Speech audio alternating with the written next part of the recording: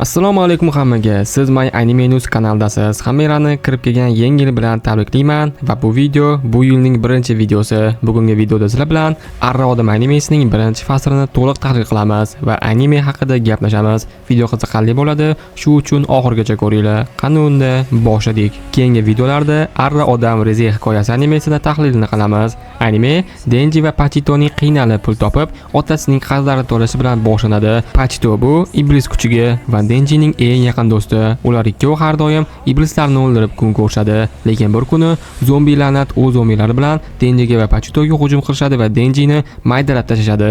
Hammasi shundan boshlanadi. Denji Pachitoga agar men o'lsam, tanamni olishing mumkin degandi va shunday ham bo'ladi.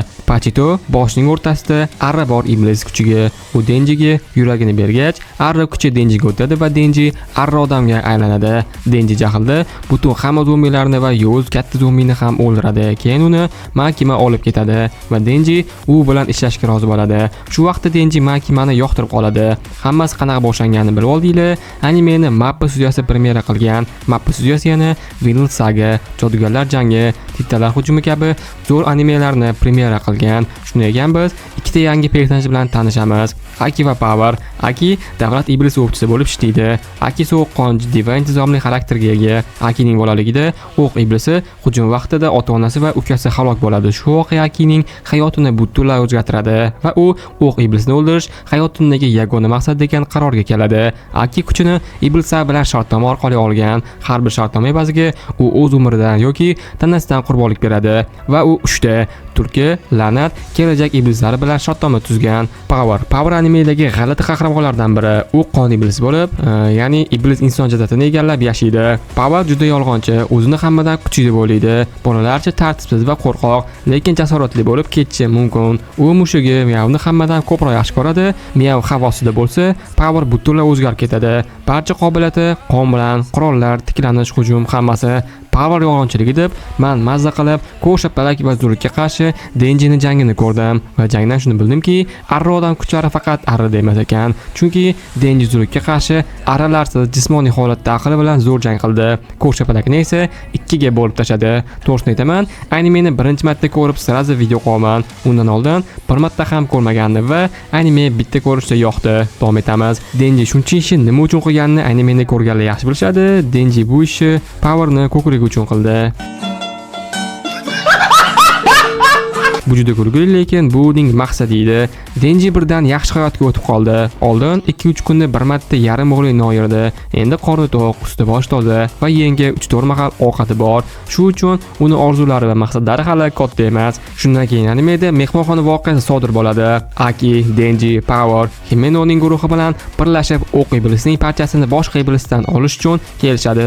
Himeno, Anai va Kobening ustozi. Ular mehmonxonada tuzoqqa tushib qolishadi va to'g'ri kun o'shatda qolib ketishadi. Ularga chekizlik iblis hujum qiladi va u iblis qo'rquvdan kattalashadi va kuchayadi. Denji unga qarshi 3 kun jang qilib yengadi va o'q iblisi bolagini olib ketishadi. O'zi o'q iblisi kim? O'q iblisi bir hujumda 1-2 million aholini o'ldirgan juda kuchli, barcha o'chlar tutishni orzu qiladigan iblis. O'q iblisi o'sha hujumdan biri boshqa o'zini ko'rsatmagan va Akining oilasini ham u o'ldirgan.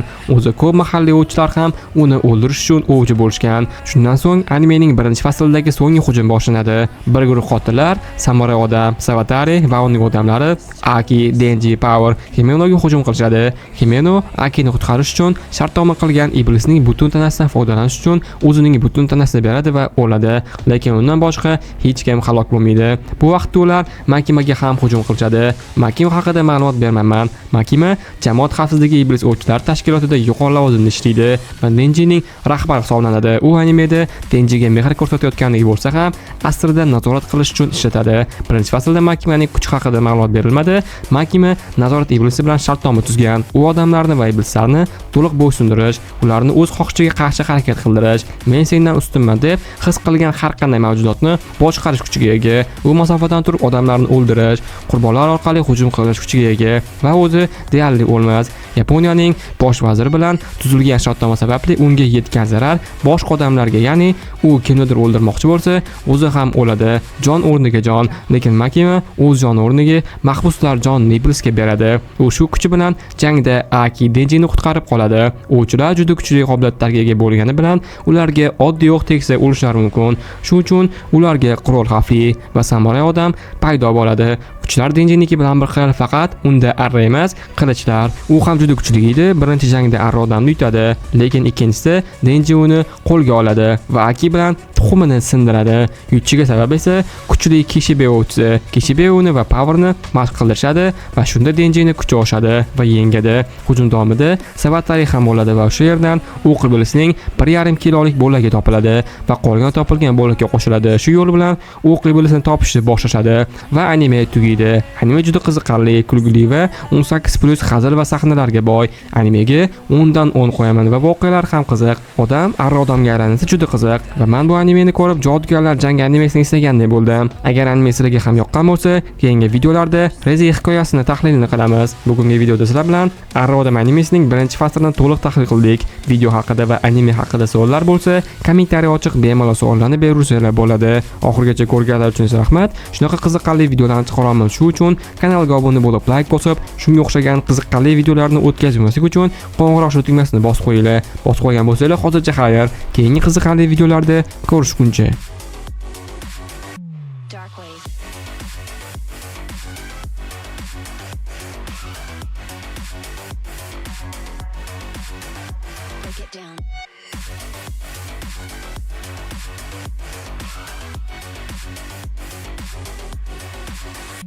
Darkwave.